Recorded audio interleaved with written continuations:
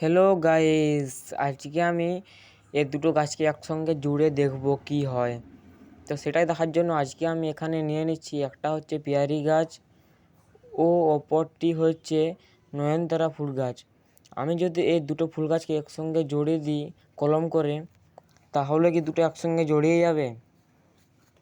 সেটাই দেখার জন্য আজকে আমি এই দুটো গাছকে একসঙ্গে জুড়ে দেখব ট্রাই করে।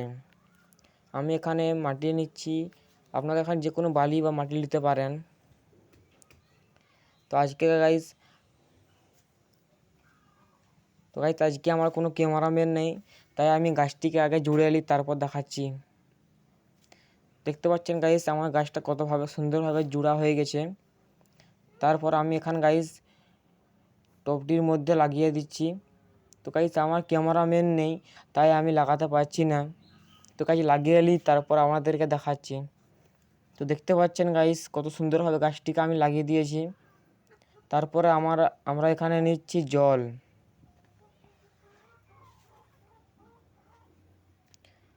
এখানে কম করে জল নিয়ে নিচ্ছি।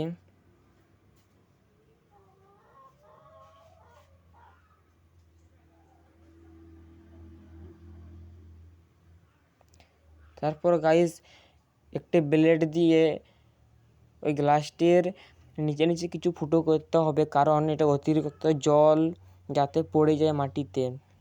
তার জন্য কিছু আমরা এখানে ফুটো করে নিলাম। দেখতে পাচ্ছেন এইভাবে জলটা পড়বে।